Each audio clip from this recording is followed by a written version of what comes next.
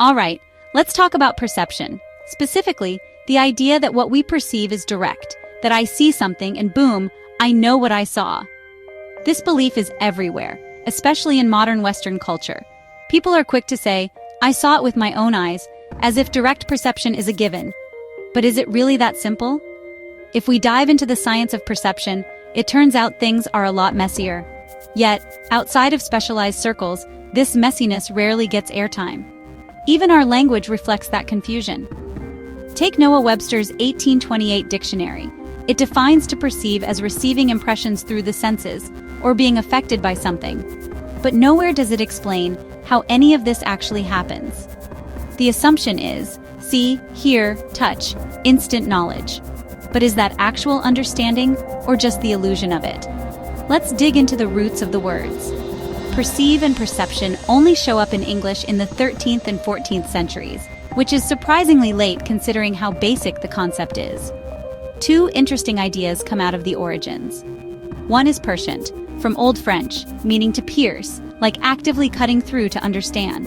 The other is perceive, from Latin, meaning to take in but passively, like letting something wash over you.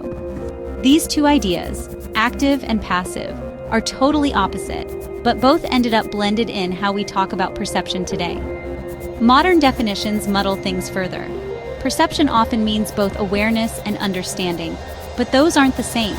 You can be aware of something without understanding it, or vice versa. Still, both active and passive models assume perception is direct, a straight shot between perceiver and perceived. It's either I search and find, or I receive and know. But what if none of that is actually true? Let's break it down into three types.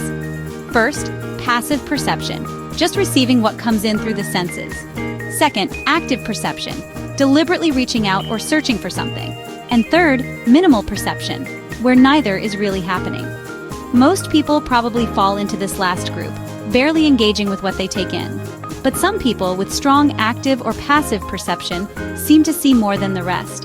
Here's where it gets interesting. These two perceptual superpowers, passive perceper, the inflow of impressions, and active perceivant, a piercing outflow that grabs what it needs and brings it back. Take controlled remote viewing. When it faded out in the late 80s, it was partly because people stopped distinguishing between active and passive perception, defaulting to the passive model our culture prefers. This has consequences. People expect psychics or remote viewers to be passive receivers, not active searchers. That's why psychics who are great at picking up random impressions may struggle with tasks that require active searching, like finding a missing person. Not all perception is created equal, and not all of it is direct. So, the next time you hear someone claim they saw or sensed something directly, remember, perception is always mediated, always indirect, and a whole lot more complicated than we like to pretend. There's a whole world beneath the surface, just waiting for us to take a closer look.